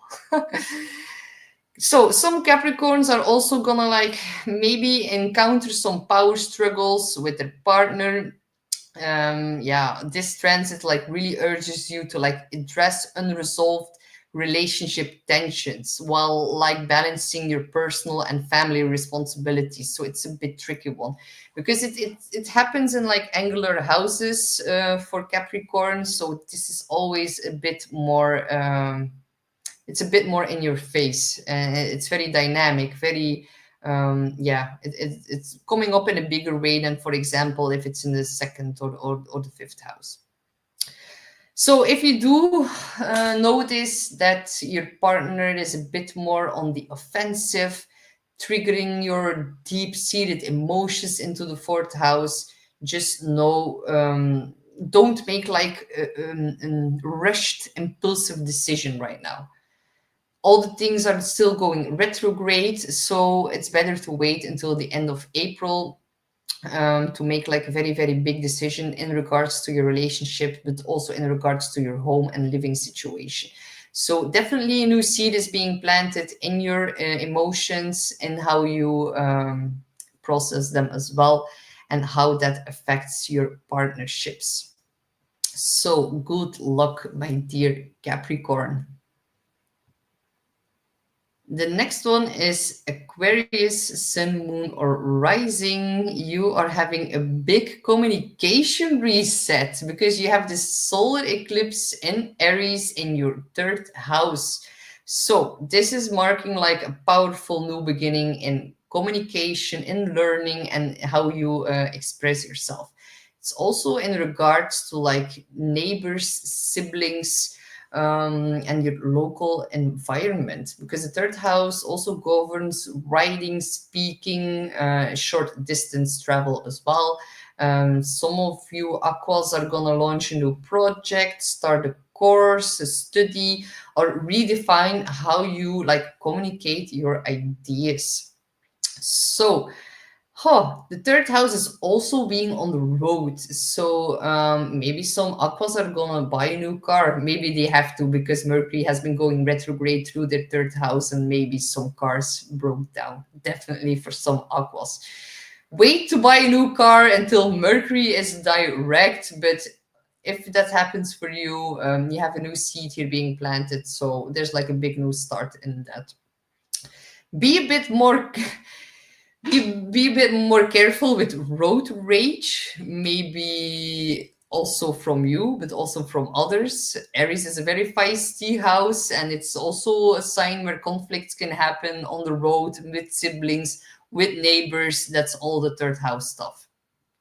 So with Mercury that has been going retrograde to your 3rd, it's like very important, because the third house is the natural Mercury house. It's where Mercury likes to be. But Mercury, when it's retrograde, it's like a little bit mischievous and it's like a bit of a trickster. It reminds me of Floki. So Mercury retrograde in the third house. I hope you didn't sign anything up until now. I hope you didn't say something and it was misinterpreted. I hope you wasn't too blunt in your speech because it's in the sign of Aries. But when it goes retrograde in the third, it's like very important for you to like rethink your communication habits. It's also about like intellectual pursuits from the past that can come up again. And maybe it's also for some aquas a very good time to like revisit a writing project. Past ideas, the mind on fire, the third house is the mind also. So it can also be about like a re-establishment of like old connections or like old acquaintances. Maybe you run into the store with an old friend. The third house is like local neighborhood. I hope you backed everything up because technology issues could also like arise with Mercury in the third in this house, and it's gonna come back in the third house after it finishes up in Pisces. So it's not over yet because it's now gonna switch to the second house. So all these dealings require a little bit more patience. Now Mercury is going to shift into your second house of finances, so don't sign anything in regards to finances. Yeah, that's not the time right now. Mars, the dispositor of this eclipse, is actually into your sixth house. It's in Cancer and it rules Aries. So it's amplifying work and health concerns. So if you're an aqua and you feel overworked, you feel restless or physically drained, it's like telling you this eclipse and Mars in the sixth that you need to require like a better balance between your mental and physical health, because otherwise it's going to lead into burnout. So yeah, there's a new seed being planted in your third. Very good to when Mercury and Venus go back direct in the second half of April to maybe launch a new project in regards to social media. It can be about a podcast. It can be anything in regards to speaking, communicating, writing. All these things are very, very beneficial and have a lot of potential right now with this eclipse in your third. So, dear Aqua, let me know what's gonna happen or what's happening for you. I'm very curious and I wish you the best of luck. So, Pisces, Sun, Moon, or Rising, how are you feeling now that Pisces season is over? So, I'm very curious how you guys are doing. We still have Saturn in your sign. Neptune is gonna switch into Aries one day after this eclipse. So yeah, a lot of shifts for you, Pisces. A lot of energy is like leaving your sign. I hope you're feeling well and let me know what's going on for you. I'm very, very curious because this is like a very big shift for Pisces. So, solar eclipse in Aries into your second house of finances. This like indicates a fresh new start in everything in regards to money, into your self-worth, and also in your personal stability. The second house governs your income, your values, your spending habits, but also your material security and your possessions. So this is a big time marking like this is like marking a time to redefine your financial goals. Maybe very, very good if you want that to pursue like a new source of income. Maybe you can have multiple new income streams during this time. There can also be like a shift in priorities regarding your money and your possessions. So yeah, very good to acquire more or new money during this time. But yeah, don't take risks in regards to money, and don't overdo it. There can also be some conflict, so you will need to wait until Mercury goes back direct and end its retrograde period to like really sign new contracts in regards to finances. So even though a new seed is planned, don't make any hasty decisions. Be a little bit patient for that. It will come at its natural time, just don't force things. So yeah, Mercury has been going retrograde in the second as well. So yeah, it's making Pisces rethink financial decisions from the past. Maybe some old opportunities from the past are resurfacing as well. There could be some delays in payments. There could have been and will still have some chance to have like some unexpected expenses. Maybe there's a reassessment of your spending habits that is arising right now. But it is a good time for budgeting, for re-evaluating your financial strategies, and also reconsidering your personal values. And the second house in Aries, Aries is about reclaiming inner power, inner authority, and for you, it's happening at the level of finances and money. So maybe you take on a more of a leadership position in the way how you make your money, or maybe you're going to reclaim your inner authority about the way you make money. So Mars is the ruler of this eclipse because Mars belongs to Aries and is currently in your fifth house. So it's like really amplifying and giving you like the power, the drive, and the ambition to like change something in your creativity. It's about passion, it's about romance. So Pisces might feel more emotionally expressive. Maybe you're feeling drawn to creative projects or eager to like embrace new romantic opportunities. But wait until Venus goes back direct. It's retrograde right now in your sign. It's going to conjunct, or by the time of this eclipse, it's conjunct Neptune. So definitely a time for very beautiful, romantic, soulful encounters. Some Pisces are really going to meet their soulmate, and that can also be a platonic friendship soulmate. It doesn't always have to be romance, because the fifth house governs fun, and it can also be a new friendship in which you have a lot of fun, and it can be with a female because it's with Venus. So or it can be about money. Be careful about dissolvement of money, because it's going to conjunct Neptune. Neptune is highly spiritual, but it can also dissolve things. So it depends on what aspect it makes in your personal chart. So, yeah, just be a bit mindful about impulsive financial decisions related to hobbies, dating, and your children. All these things should be approached with caution. So let me know what happens for you, my dear Pisces. And Tom says, hi Astrid, thanks for the new insights. Thank you so much for joining, Tom. So happy to see you. I'm gonna finish up. So I guess that was it for today. I hope this was helpful for you guys. I'm really actually excited to see like this final chapter complete into the sign of Aries. But yeah, I am a cardinal placement, so yeah, I'm like ready to see it being wrapped up.